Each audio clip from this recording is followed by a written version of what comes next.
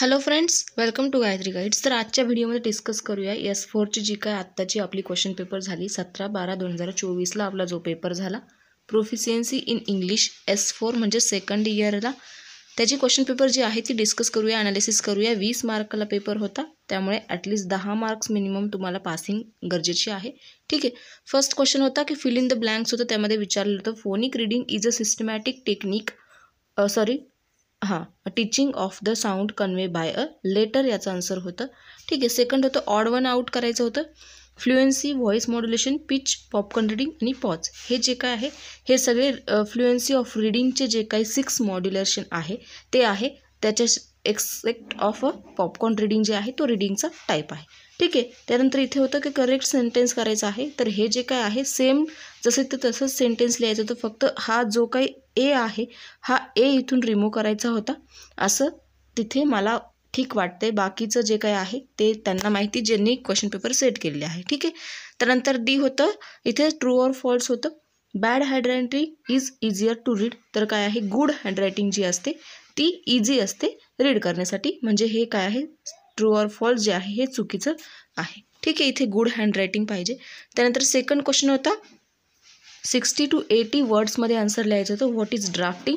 Drafting म्हणजे काय, ही first step आहे आपली रायटिंग किंवा रायटिंगची जी काय आहे ती फर्स्ट स्टेप असणार आहे. त्यामध्ये काय काय आहे सगळी प्रोसेस त्या ठिकाणी 4 ते 5 लाईनमध्ये तुम्हाला लिहायची होती. त्यानंतर कोहिरन्स लिहायचं होतं. कोहिरन्सची काय आहे डेफिनेशन, तुम्हाला डिफरन्स बिटवीन मी तुम्हाला सांगितलेलं आहे कोहिरन्स अँड कोहेजनचं, त्यामध्ये हे 2 डेफिनेशन तुम्ही लिहिले असतात तरी 2 मार्क्स तुम्हाला आरामशीर इथे मिळणार होते. त्यानंतर how will you use internet resource in your study material. Internet resource जे आहे ते आपण आपल्या स्टडी मटेरियलसाठी स्टडी करताना कशा प्रकारे यूज करू शकतो ते लिहायचं होतं. की इंटरनेट रिसोर्सने आपण वेगवेगळ्या प्रकारची इन्फॉर्मेशन मागवू शकतो, मिनिंग बघू शकतो, अर्थ बघू शकतो, काही शब्दांचे एकापेक्षा जास्तही मिनिंग शोधता येतात. भरपूर सारा तुम्हाला इंटरनेट रिसोर्सवरून स्टडी करता येतो. ठीक आहे. त्यानंतर 120 to 160 वर्ड्समध्ये आन्सर लिहायचं होतं. इथे तुम्हाला 2 क्वेश्चन सॉल्व करायचे होते. ठीक आहे. त्यानंतर explain the concept of choral reading और explain the 6 concept of 6 dimension of fluency in reading. ठीक आहे. कोरल रिडिंग लिहायचं होतं, याला और होता 6 डायमेन्शन फ्लुएन्सी इन रिडिंग. यातले 3 डायमेन्शन तर ऑलरेडी आपल्याला ह्या क्वेश्चनमध्ये दिलेले होते. ठीक आहे. इथे तुम्हाला दिलेलेच होते. 3 डायमेन्शन फ्लुएन्सी आहे, व्हॉइस मॉड्युलेशन, पिच, पॉज है ना. त्याच्यानंतर इंटोनेशन आहे. ठीक आहे. तर हे काय आहे 6 डायमेन्शन असणार आहे फ्लुएन्सी इन रिडिंगचे. त्यांचे ते नावं लिहायचे होते आणि त्यांची डेफिनेशन लिहिली असती, किंवा थोडंसं राईज अँड फॉल इंटोनेशन किंवा गुड हँड रायटिंग हे जे काय आहे ते सगळं त्या ठिकाणी लिहायचं होतं. त्यानंतर सेकंड क्वेश्चन होता what activities will you use to develop reading skill in your student. Reading skill जी आहे ती आपल्या स्टुडंटमध्ये डेव्हलप होण्यासाठी आपण कोणत्या कोणत्या ॲक्टिव्हिटीज करू शकतो ते लिहायचं होतं. जसं की आपण ब्लॅकबोर्ड जे आहे व्हेरियस टाईपचे जे काय आपले चार्ट्स जे आहे ते क्लासमध्ये लावू शकतो. भरपूर साऱ्या ॲक्टिव्हिटीज आपल्याला करता येईल. त्याला और क्वेश्चन होता how will you use popcorn reading as a technique for developing reading skill of your student. Popcorn reading म्हणजे काय, तर आपण एखाद्याला रँडमली क्लासमध्ये उभं करतो बघा वाचायला आणि त्याला वाचायला लावतो. जर तो विद्यार्थी रेडी आहे नाही तर ती जी काही पॉपकॉर्न रिडिंग आहे ती तुम्ही कशा प्रकारे डेव्हलप करू शकता ते लिहायचं होतं. त्यानंतर 200 ते 250 वर्डमध्ये तुम्हाला क्वेश्चन होता. एक क्वेश्चन या ठिकाणी तुम्हाला सॉल्व करायचा होता. Prepare a notice on a cultural event to celebrate in your college. आपल्या जे काही कॉलेजमध्ये आहे त्याच्यामध्ये एखादा कल्चरल इव्हेंट आहे तो सेलिब्रेट करण्यासाठी नोटीस लिहायची होती.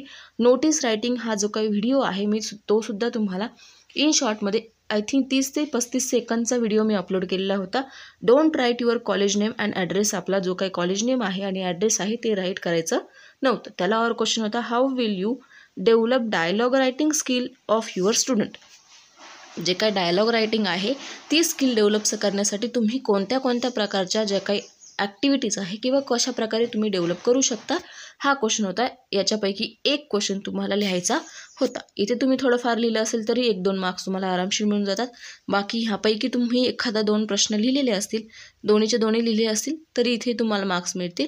बाकी जो काही फर्स्ट क्वेश्चन आहे त्यामध्ये बऱ्यापैकी जे काही आहे सेम म्हणजे भरपूर सारी इझी क्वेश्चन पेपर होती. फक्त जो काही सी आहे म्हणजे क्वेश्चन नंबर सी जो आहे याला सोडलं तर इथे 3 मार्क्स आरामशीर सगळ्यांना मिळायला हवे. ठीक आहे. तर अशा प्रकारे हा जो काही S4चं ॲनालिसिस आहे ते मी आधी करू दिलं. बाकी S2चं नंतर बघूया. थोडं जे काही शेड्यूल आहे थोडं बिझी झालेलं आहे, त्यामुळे व्हिडिओज जे आहे थोडे लेट होत आहे अपलोडिंगला.